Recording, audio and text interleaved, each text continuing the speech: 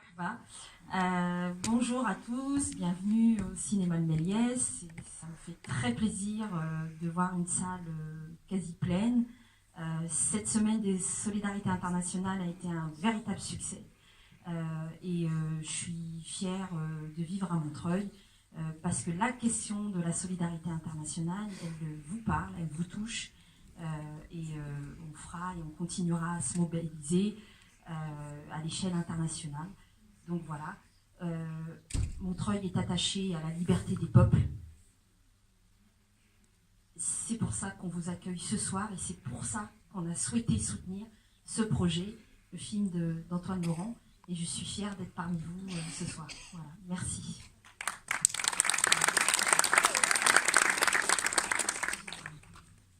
Je voulais juste donc remercier aussi Malika Latrèche du service intégration qui n'est pas là ce soir mais qui est aux côtés des résidents de l'AFPA en ce moment, voilà, et qui continue à les soutenir.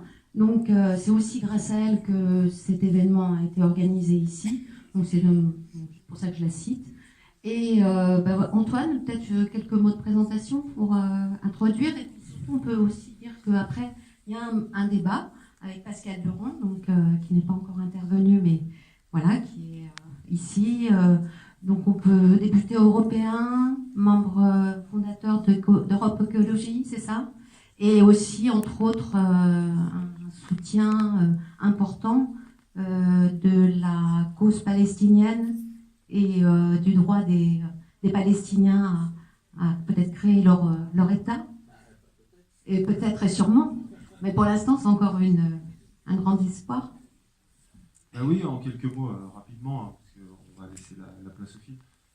C'est vrai que, en 2 mots, ce film, c'est l'aboutissement de 5 ans de travail. C'est une petite chronique à l'intérieur des camps de Sabra et Shatila pour montrer le travail que font Sobr Tarek et Jalal autour du centre de soutien scolaire qu'ils ont créé à l'intérieur de Shatila. Ce projet, il a connu des rebondissements en termes de production et pour l'aboutir, il y a eu plusieurs étapes et c'est avec une émotion particulière de vous le présenter ce soir parce qu'on a été, j'ai eu la chance d'être le lauréat d'une bourse délivrée par le GREC en collaboration avec un centre de cinéma que vous connaissez certainement qui s'appelle Périphérie, pas loin d'ici. Je dois excuser Agnès Jaillet qui est malade ce soir, qui n'a pas pu venir, mais en tant que cinéaste, c'est vraiment un lieu, au bout de tout ce temps, moi je me suis vraiment senti accueilli de manière très libre, et le film que vous allez voir, je l'ai fait aboutir avec un sentiment d'accompagnement et de liberté très fort, et vraiment l'expérience à Périphérie, avec Ariane Prunet qui est là, qui est monteuse, qui a monté avec moi le film. C'était une expérience vraiment de liberté. Voilà, c'est des sujets particuliers et on a pu travailler, on peut le dire, Ariane, elle viendra tout à l'heure nous dire un mot, peut-être, sur le montage, et merci d'ailleurs d'être là, Ariane. Oui, on a pu monter vraiment, on a pu travailler très très librement dans nos métiers, c'est pas toujours le cas, donc vraiment une grosse dédicace à Périphérie. Voilà pourquoi je suis particulièrement content d'être là à Montreuil pour vous présenter le film.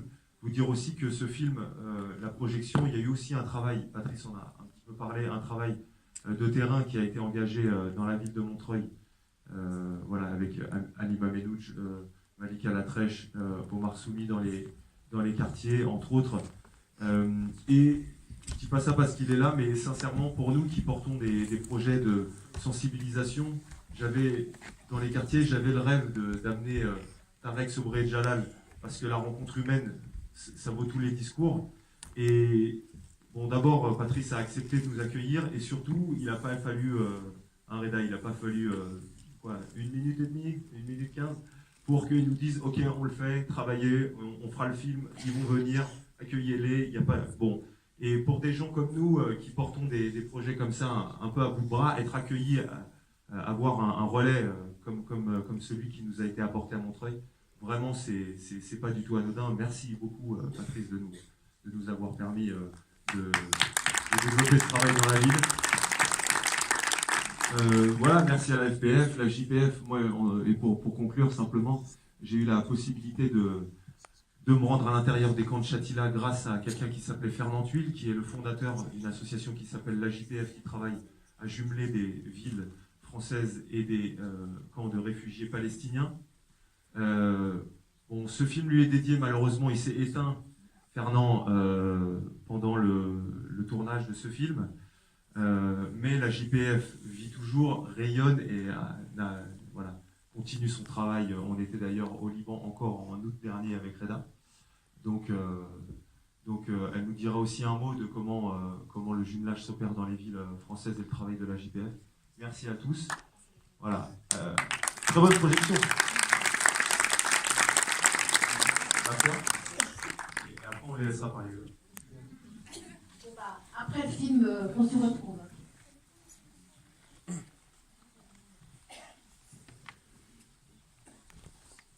Un projet que j'ai suivi avec eux et avec la FPS.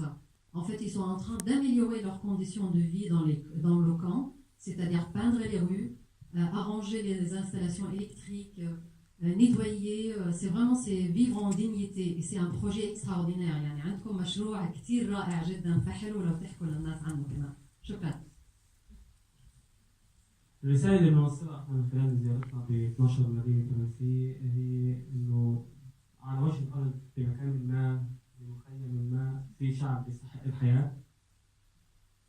Le message que nous souhaitons transmettre à travers notre tournée dans 12 villes en région parisienne est que dans un endroit sur cette terre, dans des camps, il y a un peuple qui vit, un peuple qui mérite la vie. في شعب عم بيقاوم على طريقته. Un peuple qui lutte à sa façon. عم بيقاوم ليعيش. Qui lutte pour vivre. عم بيقاوم لحتى ياخذ ابسط حقوقه لحتى يعيش بكرامة بس. Qui lutte pour obtenir le moindre de ses droits et pour vivre en dignité. والاكثر لحتى نكسب سفراء لفلسطين. يعني احنا اذا كل يوم عم بكون فيها العدد الموجود عم خاصة الشباب الصغار الموجودين يعني يتعرفوا على قضيتنا اكثر عم يسبب سفراء لقضيتنا بوين ما يكونوا موجودين. Et le but aussi est de gagner des ambassadeurs de notre cause, surtout les jeunes gens qui viennent et qui assistent à notre tournée et qui apprennent de plus en plus et qui découvrent notre cause, la cause palestinienne. Par rapport à la deuxième partie de votre question, احنا بنلجئ منا نقتصر على سنتر لدروس التقوية للأطفال. في عندنا عدة برامج ثانية صارت موجودة بهمة المتطوعين فيها. La mission de Rêve d'un réfugié ne consiste pas uniquement en ce centre de soutien scolaire. Nous travaillons sur plusieurs projets qui grandissent de plus en plus avec l'aide de toutes les personnes qui nous soutiennent et de tous les bénévoles. المبادرة اللي بدأت فيها 5 من 3 بس 2 يمكن يأسوا أو تعبوا فكانوا عم يزيدوا عليه. هم 5 صاروا حاليا 83 شاب وصبية متطوعين حتى يكونوا عم يساعدوا الأطفال والشباب بعدة أشياء. Cette mission qui a commencé par 5 personnes, dont 2 qui se sont fatiguées ou désespérées peut-être, et dont 3 que vous avez vus dans le film, s'est transformée en une mission qui regroupe 83 jeunes hommes et jeunes filles qui luttent et qui travaillent pour améliorer les conditions de vie des enfants dans notre camp. احنا حاليا عندنا روضة أطفال تحت عمر 6 سنين بنساعد فيها 215 طفل بيدروها الصبايا الموجودين معنا. Nous avons premièrement le jardin d'enfants, la maternelle, consacré aux enfants de moins de 3 ans et qui regroupe 215 enfants et qui est tenu par les belles dames qui sont ici parmi nous.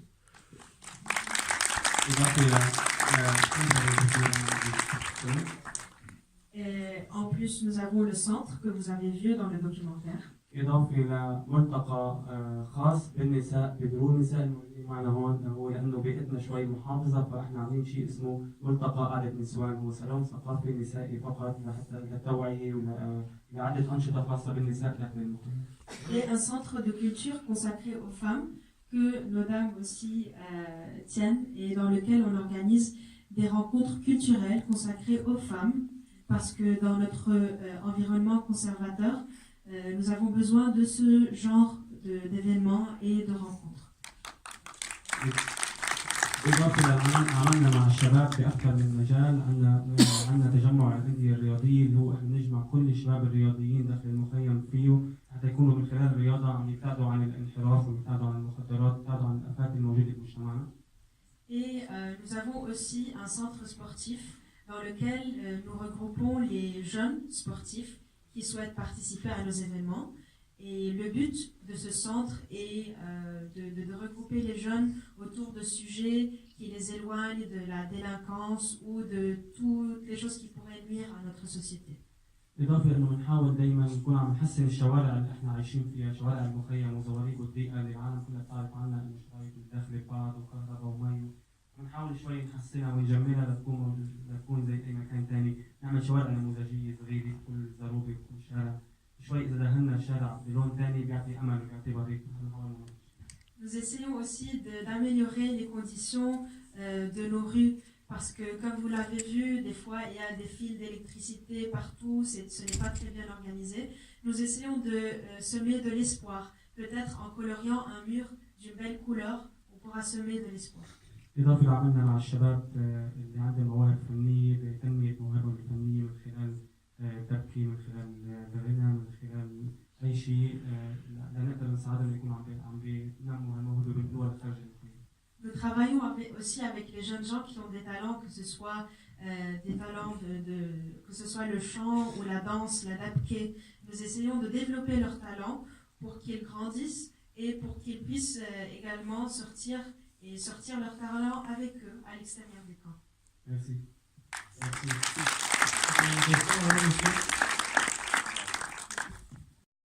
Merci pour le film. Il nous plonge dans une réalité un peu sordide. Et merci pour les acteurs qui ont participé, les bénévoles. Mais j'ai quelques questions à poser, surtout à nos amis palestiniens. La première question, c'est concernant le programme scolaire. Quel genre de programme scolaire? Est-ce qu'ils font le programme scolaire libanais en histoire-géographie? Quelle référence? Quel héros? Qu'est-ce qu'ils rappellent? Parce qu'ils vont passer des examens. Ils vont passer des examens libanais, je suppose. Pas des examens... Donc, quel est leur programme d'histoire-géographie? Ça, c'est la première question. La deuxième question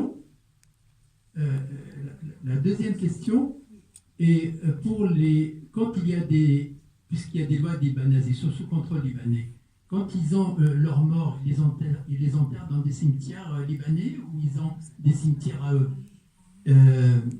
Deuxième question. Il est évident qu'il est très difficile de trouver un travail. Oui. Juste un petit instant, s'il vous plaît. Oui. Pour faire la traduction. Apparemment, Patrice va devoir nous quitter. Merci, je voulais le dire avec le micro quand même. Un grand merci, Patrice, d'être passé. C'est vraiment un honneur. Merci beaucoup. Donc, la troisième question, c'est la difficulté de trouver un travail pour un Libanais, pour un Palestinien en Liban, même diplômé. Est-ce que dans le camp à Sabra et Shatila, il y a des chrétiens? Quels sont les rapports que vous développez avec le retour, et quel est aussi, est-ce que c'est une femme palestinienne? Je vais vous demander juste, parce qu'on va répondre. On va répondre au fur et à mesure. J'ai dit que j'avais 5 questions à poser. Oui, mais alors, on va essayer d'avoir un échange avec aussi nos invités et aussi avec la salle. Donc, on va répondre à vos questions, en tout cas à la première et à la deuxième que vous avez posées. Et puis après, on va continuer l'échange. Merci.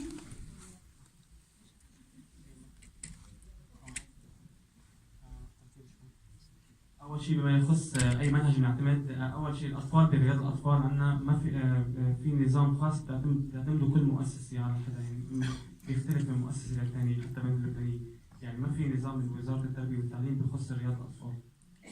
Par rapport au jardin d'enfants, il n'y a pas de programme que toutes les écoles ou toutes les associations suivent Il n'y a pas de programme qui est exigé par l'État libanais. بما يخص المرحلة الابتدائية والمتوسطة أكيد نعتمد النظام المنهجي اللبناني، بس المنهج اللبناني ما فيه لا تاريخ ولا جغرافيا فلسطين، فهذا الشيء احنا بنكون عم نعمله بشكل تطوعي داخل المركز. Par rapport au cycle primaire et au cycle secondaire, nous suivons le programme de l'État libanais.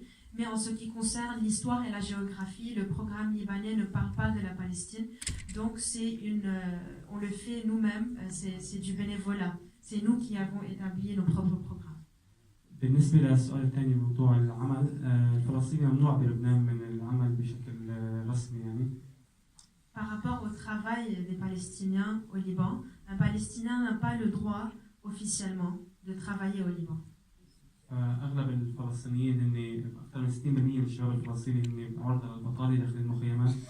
Plus que 60% des jeunes hommes et des jeunes filles palestiniens sont au chômage à l'intérieur des camps. أو عرضة أن يكونوا عم يشتغلوا بوظائف غير تخرجهم، يعني على سبيل المثال طارق معه ماستر بالجغرافيا بس بيشتغل بشيء ثاني كليا. Ou sont appelés à travailler dans des domaines qui n'ont rien à faire avec leur diplôme. Par exemple, Tariq a un diplôme en géographie, mais il travaille dans autre chose qui n'a rien à faire avec la géographie. ولما نشتغل ما بنشتغل بطريقة نظامية. Et nous ne travaillons pas de manière régulière. وما بناخذ أي من حقوقنا بموضوع الضمان والتأمين وما بناخذ أقل من يعني بالراتب بناخذ أقل بكثير وبالحقوق ما لنا. Et nous n'avons aucun droit en ce qui concerne la sécurité sociale ou les droits de retraite et tout cela. Même nos salaires sont des salaires moindres. Merci. On va prendre une question là, s'il vous plaît. Bonsoir. Alors, il est difficile vraiment de rester insensible face à votre détresse. Et moi, ce que je voudrais savoir, c'est concrètement s'il y a des choses qu'on peut faire pour améliorer un petit peu le quotidien dans ce camp-là, ne serait-ce que par rapport à votre centre à vous. Si nous, on peut être un petit peu acteur de votre vie, si on peut vous aider en fait. Merci. Je ne sais pas si la réponse peut-être abordée par vous deux, c'est ça? Oui, Pascal. On va les laisser répondre. Il y a Isabelle Tangeman qui est de la JPF qui peut justement répondre à cette question, parce qu'il y a une association qui se met en mouvement.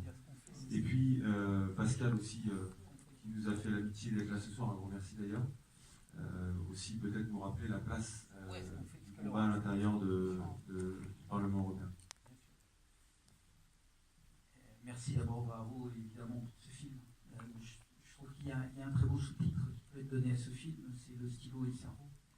C'est merveilleux de voir, parce que c'est toute la culture, j'allais dire, quelque part c'est toute la culture de la gauche aussi, d'essayer par l'éducation, par d'élever la confiance et de faire en sorte que l'on n'accepte pas son sort et qu'on essaye de changer et qu'on redonne de la dignité aux êtres humains. Donc bravo évidemment pour ce film. Je n'oublierai pas non plus, je crois que personne ne pourra oublier le sourire de ce vieux Palestinien quand il montre les clés et ce papier. C'est à la fois touchant, en même temps c'est d'une force incroyable, c'est-à-dire qu'il a gardé, il garde en lui cette culture du combattant, il ne renoncera pas et il ira jusqu'au bout. J'espère évidemment, comme je crois tout le monde ici, qu'il aura le bonheur, même si on sait tous que ça va être extrêmement compliqué, qu'il aura le bonheur de pouvoir retourner en Palestine et de retrouver sa terre et de retrouver la terre de ses ancêtres, là où ses parents doivent être enterrés. Moi, simplement, ce que je voudrais dire, vous avez dit que vous avez besoin d'ambassadeurs et que vous êtes venus aussi pour que nous soyons les ambassadeurs de la Palestine et de votre réalité. Moi, je veux aussi en retour vous dire que vous avez, et vous avez à travers l'Union européenne et à travers l'Europe, vous avez des amis, vous avez non seulement des partenaires, et moi je voudrais que vous disiez à Sabra, à Shatila et ailleurs que vous n'êtes pas seul. Et qu'il y a en France, il y a en Europe, tout un tas de gens qui continuent à considérer que la cause palestinienne est une des causes les plus importantes pour la dignité humaine, que nous ne pouvons pas nous oublier. Donc, sachez que vous n'êtes pas seul, sachez et dites-le, continuez à le dire. Moi, j'ai plus l'opportunité, Patrice disait tout à l'heure qu'il était allé en Palestine et en Israël, moi j'ai plus l'opportunité puisqu'Israël m'a interdit d'entrer sur son territoire, et donc je ne peux plus porter auprès des Palestiniens en Israël, en Cisjordanie ou ailleurs, ou en Gaza, je ne peux plus leur porter la parole de l'Europe, mais vous pouvez le faire et vous pouvez dire effectivement que continue à financer. L'Europe a pris une résolution au Parlement européen en demandant aux 28 États qui la composent de reconnaître un État palestinien. Je tiens à le dire, c'est extrêmement important. L'Union européenne est le premier financeur des Palestiniens et des camps et aides. Et donc on continue à se battre, qu'ils sachent que nous, on se tient debout et qu'on ne vous abandonnera jamais et que jusqu'au bout, on continuera à défendre votre cause. Et à titre personnel, et je terminerai là-dessus, Sabra et Shatila, pour un certain nombre d'entre nous, c'est un mot qui résonnera jusqu'à la fin de notre vie. C'est un massacre insupportable.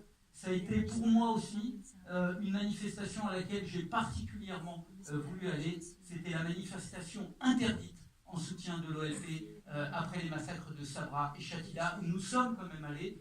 Manifestation qui avait été interdite parce qu'il y avait eu des attentats en France, des attentats antisémites. Et on a essayé, et encore, et comme toujours, de faire peser sur les Palestiniens et sur la souffrance des Palestiniens, la souffrance également qui est faite dans des actes antisémites. Je persiste à dire que pour nous, pour notre dignité, on ne séparera jamais un être humain d'un autre, et qu'un mort palestinien, c'est la même chose qu'un mort juif.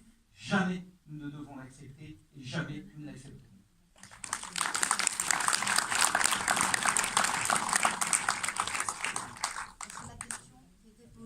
Alors, oui, en tout cas, sur le soutien, juste un mot sur le soutien direct, il y a aussi une possibilité extrêmement forte, c'est de soutenir les programmes qui sont mis en œuvre et de soutenir à travers les députés qui sont élus au Parlement européen et de pousser pour que l'on continue à financer au niveau européen. C'est extrêmement important. Si l'Union européenne retire ses financements, Israël fait tout pour que les financements de l'Union européenne soient arrêtés. Israël fait tout pour détruire les infrastructures, notamment dans la zone C ou ailleurs, pour détruire toutes les infrastructures que l'Union européenne continue. Il faut que nous mettions la pression pour continuer à aider. Ça, c'est extrêmement important et ça existe. Ça, ce sont des vraies aides sur les camps de réfugiés.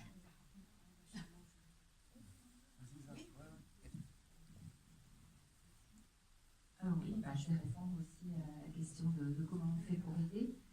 Déjà, je voulais dire que j'ai beau voir et revoir ce film, c'est toujours beaucoup d'émotions parce qu'on y est. Effectivement, aussi pour ceux qui ne connaissent pas, je trouve que ça vraiment il transmet l'ambiance qu'il y a dans les camps, l'énergie en fait qu'il y a dans les camps de réfugiés. C'est un film qui a beaucoup d'énergie et qui a beaucoup d'espoir, je trouve aussi dans ce film-là. Puis en plus, il est très très beau d'un point de vue esthétique de l'image aussi. Donc ça, c'est aussi magnifique. Et je me dis que finalement, on a bien fait de miser sur un petit jeune là, comme Antoine, quand on l'a ramené avec nous en Palestine et qu'on l'a envoyé dans les camps de réfugiés. Et effectivement, donc moi je représente une association qui s'appelle la JPF, que vous avez entendu parler et vu aussi. Alors nous, notre association qui a été fondée par Fernand Thuil et Ahmed Raïssen, qui était un réfugié du camp de réfugiés de Deiché en Palestine, elle jumelle des camps de réfugiés avec des villes françaises depuis 25 ans. Alors pourquoi cette histoire-là? Eh bien parce qu'ils étaient convaincus que la question palestinienne devait être réglée avec les réfugiés et surtout en parlant des réfugiés et en défendant le droit des réfugiés. Il y a 25 ans de ça, personne ne voulait parler des réfugiés. C'était la question qu'on mettait en dessous la table. On disait on va d'abord faire la paix et puis on verra la question des réfugiés après. Il y a 25 ans de ça, quand on parlait de droit au retour des réfugiés, c'était un sujet tabou. Alors vous imaginez, il y a 25 ans de ça, dire on va faire des jumelages avec des camps de réfugiés. Parce que dès le départ, on considère que les réfugiés, ce n'est pas le problème, mais c'est la solution. Et que si on ne met pas la question des réfugiés au centre des négociations, si on ne traite pas la question des réfugiés, il n'y aura pas de paix. Il n'y aura pas de paix parce qu'il n'y aura pas de justice. Et donc nous, on a été une des associations les premières à poser cette question-là et on ne l'a toujours pas lâchée. Même si c'est extrêmement difficile et même s'il y a beaucoup de pression, on n'a pas lâché cette question des réfugiés, on n'a pas lâché la question du droit au retour. Et je crois que la plus grande fierté que Fernand et Ahmed Muraïsen et Fernand Thué pourraient avoir aujourd'hui, c'est de voir qu'on a fait des petits et que enfin on parle des réfugiés aujourd'hui, parce que sans doute aussi ils étaient assez visionnaires sur cette question. On le voit que ça nous impacte et ça impacte nos quotidiens. Et voilà, et donc je pense que la question, elle doit traverser. Alors les jumelages, pour répondre très concrètement, les jumelages, c'est il y a une trentaine aujourd'hui de villes qui sont jumelées avec des camps de réfugiés ou qui travaillent avec des camps de réfugiés. Moi, j'ai l'habitude de dire que les maires qui ont décidé de jumeler leur ville avec des camps de réfugiés, de travailler, c'est vraiment l'honneur de la France. Et donc le principe, c'est que on marche sur deux jambes, c'est-à-dire d'un côté, c'est une démarche institutionnelle, puisque c'est la mairie qui porte la question du jumelage avec un camp de réfugiés, qui porte la question des réfugiés, d'un côté. Et puis de l'autre côté, c'est les citoyens à travers des actions citoyennes dans les villes. Et donc on essaye de marier ces deux choses-là, à la fois l'aspect institutionnel et en même temps l'aspect concret du terrain, des associations de terrain des villes. Voilà, pour qu'on ait un meilleur impact et pour qu'on puisse parler des réfugiés. Donc voilà, si vous êtes intéressés, on est disponible et puis on a un site. Voilà, je ne vais pas être trop long parce que c'est mieux d'aller chercher l'information si vous êtes intéressés. Merci beaucoup. On a une question là. Je voulais savoir si ces enfants sont aussi scolarisés dans les écoles de l'ONU et d'autre part si l'arrêt des financements américains de l'Agence des Nations Unies pour les réfugiés risque de mettre en péril la scolarisation des enfants dans les camps de réfugiés au Liban.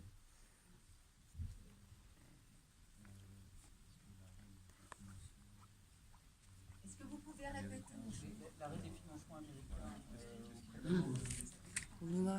Oui, je voulais savoir, donc je répète la question, savoir si déjà les enfants qu'on suit dans le documentaire sont aussi scolarisés dans des écoles de l'ONU, et si le fait que les Américains aient décidé d'arrêter le financement de l'Agence des Nations Unies pour les réfugiés risque de mettre en danger la scolarisation des enfants palestiniens dans les camps de réfugiés au Liban et d'ailleurs ailleurs en Jordanie.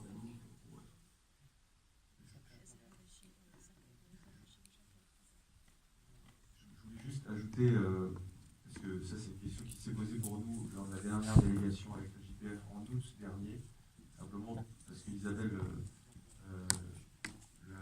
l'a pas précisé, une manière d'agir aussi c'est de participer aux délégations et que le JPF vous trouvera toujours des solutions si vous voulez vous rendre sur place, et ça vaut tous les discours, et c'est vraiment le genre d'association. Voilà, si vous avez vraiment envie de voyager sur place en sécurité pour découvrir la réalité du terrain, c'est vers ce genre d'association qu'il faut se tourner.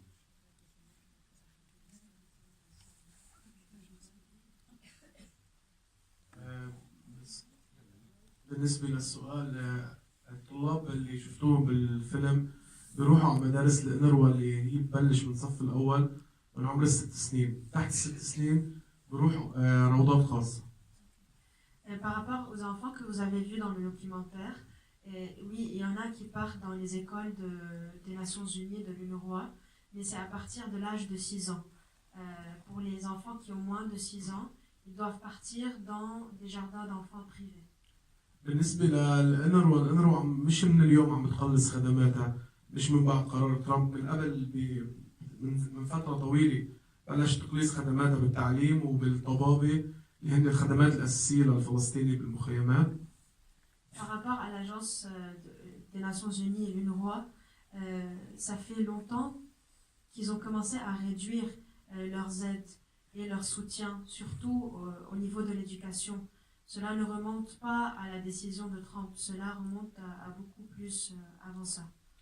وحاولوا فعلا تسكير بعدة مدارس بالفترة السابقة، في بعض المدارس نجحوا يسكروها، بعض المدارس ما قدروا يسكروها نتيجة الضغط الشعبي اللي كنا عم نشكله كحالة شبابية على الأنروا ببيروت وبجنوب.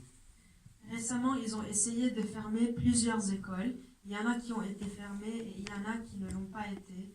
Cela est grâce à la pression que nous avons mis en tant que militants à Beyrouth et au sud du Liban. المشكله اللي خلقتها ترامب، قرار ترامب انه يوقف المساعدات على الانروا عم بتكون اكثر بالضغط النفسي على الاهالي اللي كل اول عام دراسي عم يتعرضوا لضغط نفسي كثير كبير انه ممكن تسكر مدارس الانروا واولادنا يتشردوا. فهي مشكله كثير كبيره. Les répercussions de la décision de Trump d'arrêter le financement de l'UNRWA se manifestent en une pression morale et psychique sur les parents qui veulent scolariser leurs enfants.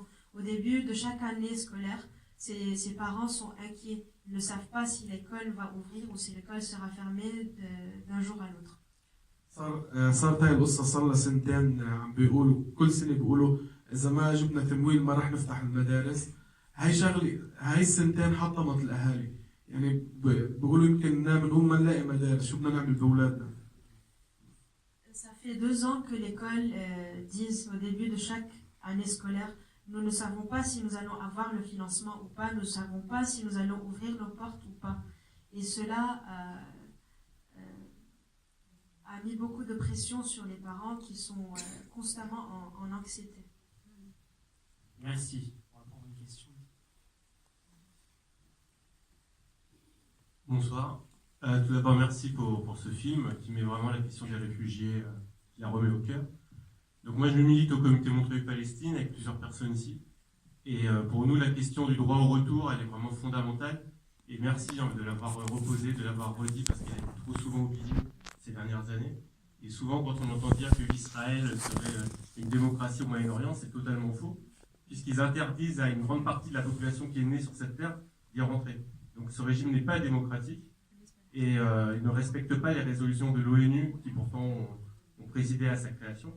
Et c'est pourquoi nous, notre mode d'action au niveau du comité, c'est la campagne de boycott. Donc nous sommes engagés dans la campagne internationale de boycott du régime israélien, campagne que nous poursuivrons jusqu'à la démocratisation de ce régime.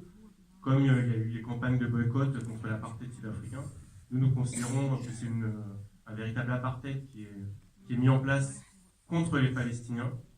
Et c'est pourquoi nous sommes dans cette campagne. Il faut savoir que les produits israéliens rentrent librement sur le marché français, notamment du fait que l'Union européenne, alors il y a peut-être des bonnes choses, mais merci de rappeler l'accord de partenariat entre l'Union européenne et Israël, qui accorde beaucoup de facilités aux produits israéliens, y compris aux produits israéliens des colonies.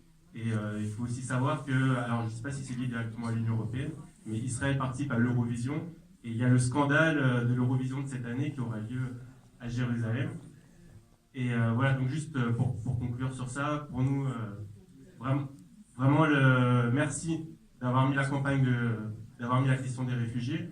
Nous, on va continuer jusqu'au bout à vous soutenir. En France, il y a d'énormes pressions qui sont mises sur le militantisme pro-palestinien. On peut être convoqué au commissariat pour des actions de boycott. Il y a un film récemment qui est passé sur le service public qui a été l'objet de pression. Et je voudrais savoir si au niveau du film, en présentant ce film en France, est-ce que vous-même vous avez ressenti des pressions de la part des autorités françaises? Et il faut savoir qu'en fait, s'il y a des pressions, c'est aussi parce qu'il y a un très fort soutien populaire en France pour la cause palestinienne. Et les gouvernements actuels font tout ce qu'ils peuvent pour essayer d'étouffer ce soutien, mais ils n'y arrivent pas. Donc voilà, merci pour ce que vous avez fait. Thank you. And this is هذا من افضل انواع الدعم اللي ممكن تدعموا فيها الشعب الفلسطيني بمقاطعه المنتجات الاسرائيليه وبالتثبيت على حق العوده للاجئين الفلسطينيين. شكرا لكم. Boycotter la marchandise israélienne et insister sur notre droit de retour est le plus grand témoignage de soutien que vous pouvez nous offrir. Juste un mot pour répondre sur le contrat d'association évidemment qui lie l'Union européenne à Israël. Ça fait des années que nous nous battons pour essayer de mettre en œuvre l'article 2 et qu'on demande, et que moi j'ai pris la parole avec Patrick Le Yarrick et d'autres, on n'est pas non plus très très nombreux, mais on demande à ce que cet accord d'association soit à minima suspendu et rediscuté, puisque l'article 2 dit très clairement que l'Union européenne ne peut pas avoir un accord d'association avec un pays qui ne respecte pas les droits humains. Or, s'il y a bien un pays qui ne respecte pas les droits humains, c'est bien l'État d'Israël. pas simplement d'ailleurs sur les atteintes à la dignité physique et aux emprisonnements arbitraires, etc., mais tout simplement par la privation de l'eau qui est faite en Cisjordanie ou ailleurs et qui est directement attribuée aux colons et aux colonies plutôt qu'aux villages et aux populations civiles. Donc bien sûr, nous demandons la suspension de cet accord, nous nous battons. Cela étant, l'Union européenne a pris quand même une décision qui est très claire et très courageuse. Tous les produits qui sont importés des colonies, n'ont pas le droit de bénéficier de l'accord entre Israël et l'Union européenne. Autrement dit, ils doivent être taxés comme tous les produits venant de l'extérieur. C'est la première chose. Et la deuxième chose, ils n'ont pas le droit d'être marqués comme produits israéliens. Et j'avais, moi, au Parlement européen, et je l'ai obtenu, l'arrêt de la commercialisation de vins qui, au demeurant, passent par la France, qui sont issus des colonies et qui étaient marqués comme produits d'Israël. Je l'ai dénoncé devant l'Assemblée plénière et cette importation a été immédiatement arrêtée, suspendue.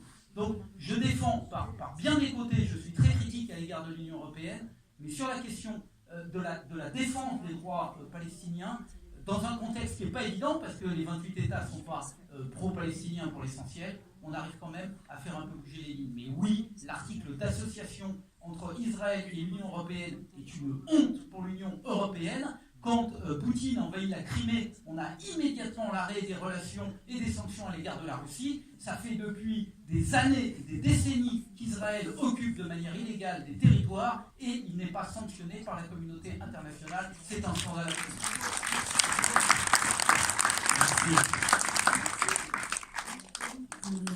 Oui, bonsoir.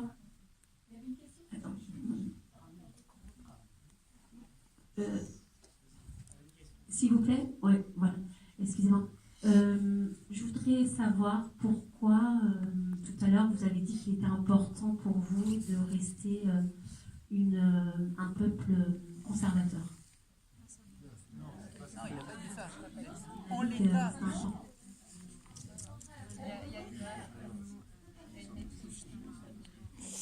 Non, je crois qu'il a dit que dans les conditions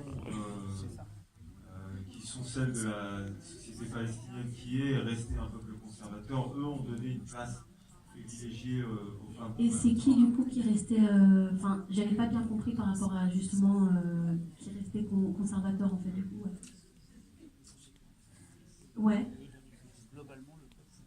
D'accord, mais c'est de quelle société dont on parlait justement qui est conservatrice? Non, je crois que c'est un genre. Mais non, mais ouais, Tarek qui pouvait répondre. Ouais. مجتمعنا الفلسطيني هو اول شيء هو مجتمع محافظ ولكن ما هالشيء ما بيعني انه بينتهك حقوق المراه او ما بيعطي المراه حقوقها، بالعكس المراه الفلسطينيه هي مراه رائده بالصراع، كانت من القاده بالصراع العربي الاسرائيلي بالنضال الفلسطيني من بدايه النضال وحتى من ايام النكبه. المراه الفلسطينيه شكلت عمود لشعبنا كامل. Dans une société conservatrice qui est la société palestinienne, nous avons insisté à mettre en avant le rôle de la femme qui a toujours été militante, la femme qui a été un pilier de notre cause et de notre lutte depuis la Nakba jusqu'à nos jours. Donc ce que nous avons essayé de faire était de mettre en avant et d'insister sur l'importance de la rôle de la femme dans notre communauté.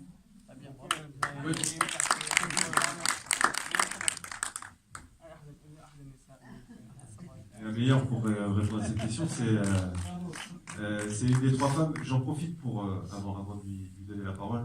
C'était pas l'objet du film. J'ai commencé par filmer les trois amis parce que c'est eux les fondateurs du centre. Il y aurait un second film à faire sur la place des femmes. On avait vu aussi quelques rushs sur la place des femmes à l'intérieur du centre. Il y aurait un second film à faire parce que elles ont un rôle central dans le quotidien du centre, mais je vais la laisser présenter.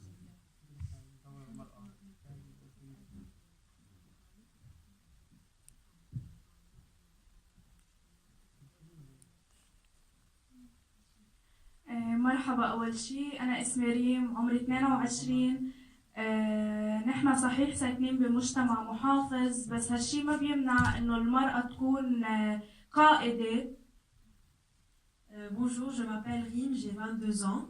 C'est vrai que nous vivons dans une société conservatrice, mais cela n'empêche pas que la femme ait un rôle principal.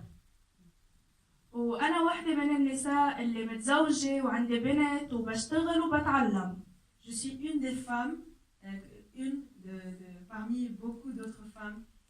Je suis mariée, j'ai une fille, je travaille et je fais mes études en même temps.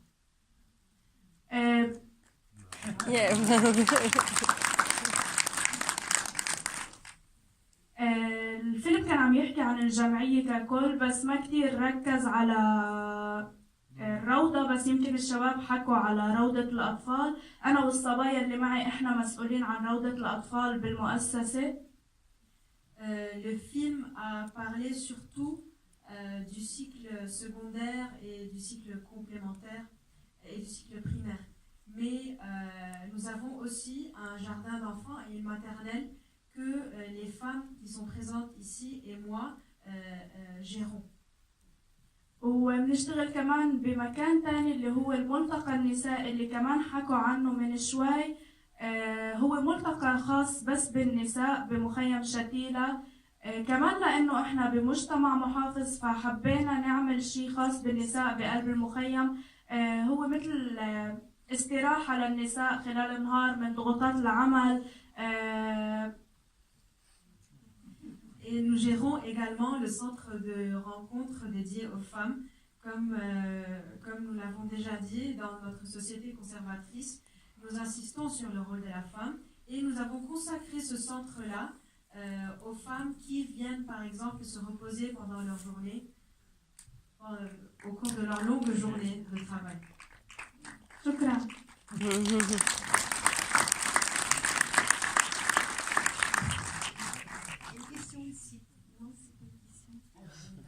Oui, une intervention de 2-3 mots.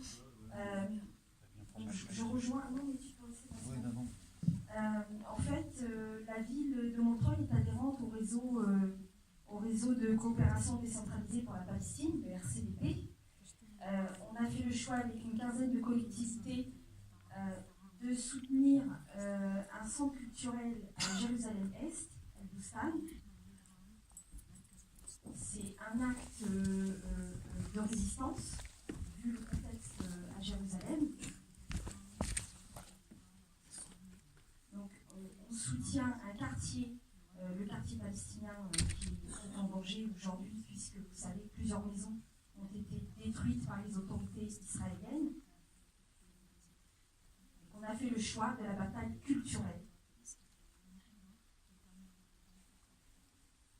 Voilà, donc concrètement, le projet va avoir le jour dès l'année 2019. Et on soutient plusieurs activités, qu'elles soient culturelles, sportives, des cours de soutien pour enfants et pour femmes. Voilà, donc plus on sera nombreuses, enfin plus il y aura de collectivités qui soutiendront le quartier de Jérusalem-Est, le centre culturel, et plus ça sera difficile pour les autorités de déplacer des populations entières, les chasser, on va dire, hein, pour dire les choses concrètement. Voilà, donc on est fiers de porter ce projet en dehors de la coopération qu'on a avec Betsira. Voilà. Merci. On va prendre une dernière question, s'il vous plaît.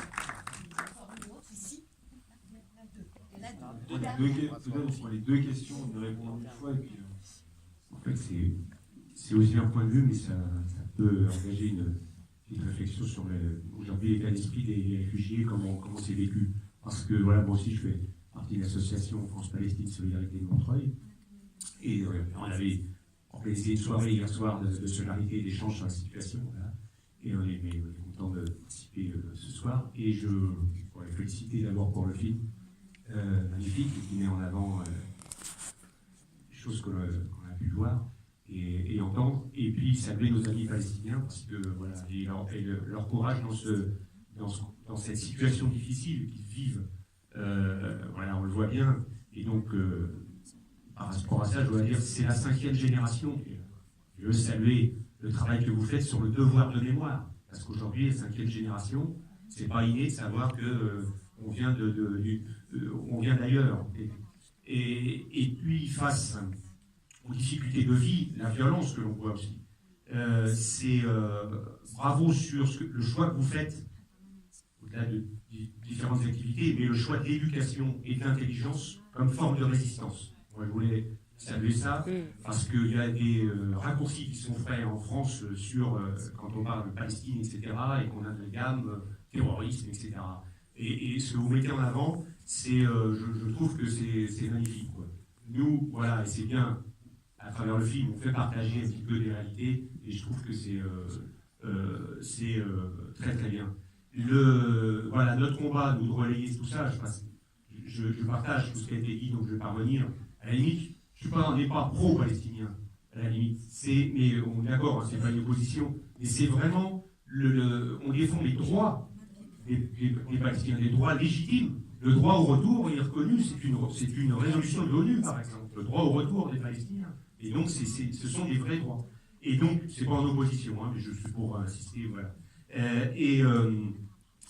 Sur le combat dont on dit, voilà, il y a plein de choses que l'on peut faire. Il y en a une, par exemple, il y a des élections européennes bientôt. Je pense qu'il faut s'adresser aux différents groupes sur cette question de la suspension de l'accord d'association pour non-respect de l'article 2, c'est-à-dire qu'Israël ne respecte pas les droits de l'homme. Et je crois qu'on partage, hein, et je crois qu'il faut qu'on s'adresse à tous les... Et voilà, il faut que nos politiques ils pèsent aussi à ça. Et voilà, donc félicitations. Et voilà, et ma petite intervention aussi, c'est voilà, la 5e génération, comment elle vit ça aujourd'hui. Je sais que voilà, j'ai vu le travail de mémoire, moi aussi, l'émotion devant ce monsieur avec ses papiers, les titres de propriété, et puis il faut les numériser, il ne faut pas les perdre, ça c'est pour l'histoire, hein, il faut vraiment pas les perdre.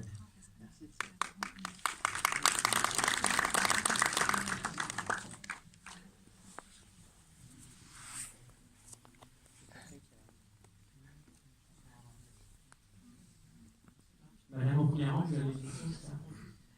Oui. Bonsoir. Tout d'abord, un très grand merci à nouveau pour ce film. Merci à tous ceux qui sont là d'être là.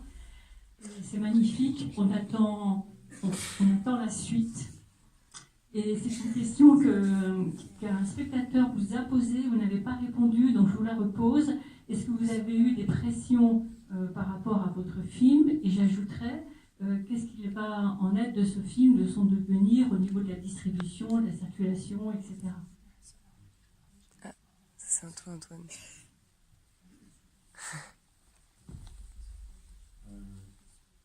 Non, on n'a pas. Moi, j'ai pas subi de pression particulière à sortir ce film. Si j'ai subi de pression, c'est au développement, à réussir à achever ce film dans des conditions de production voilà, difficiles. On a essayé, pour la petite histoire, de vendre ce film à la télévision. On a pu réussir à vendre une version de 16 minutes magazine. Mais c'est très compliqué de développer, disons, de vendre des sujets ou des films sur la question palestinienne, et j'ai pu m'en rendre compte. C'est aussi pour ça que ça a duré 5 ans. C'est aussi pour ça que j'ai remercié Périphérie, qui a été une bourse qui m'a permis de conclure. Sur l'expression, il n'y en a pas particulièrement. En tout cas, pas jusqu'à présent, et beaucoup moins que des personnalités politiques qui s'engagent. Pascal ne peut pas vous le dire, mais les députés et les maires qui s'engagent à partir en Palestine, à témoigner de cette situation et à acter, disons, à être vraiment parmi ceux qui sont en première ligne en termes d'engagement politique, eux subissent des pressions très très très très importantes.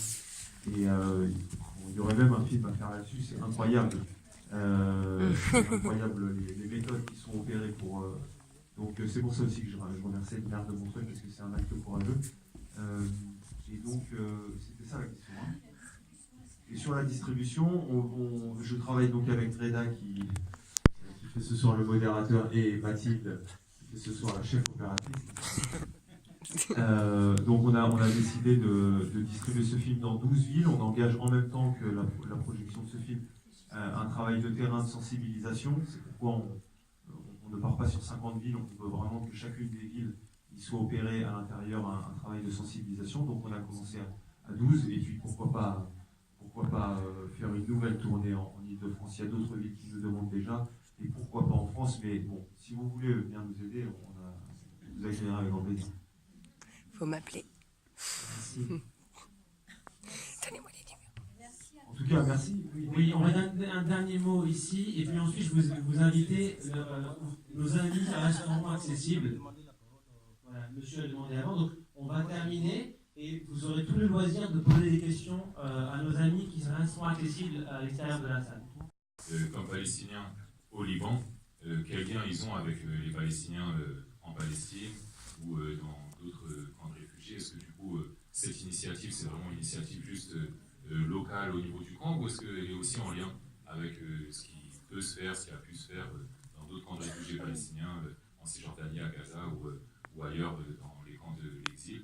Et je voulais juste faire passer une annonce aussi du coup, parce qu'il y a des habitants de Montreuil qui sont en train de s'organiser actuellement pour partir en Palestine.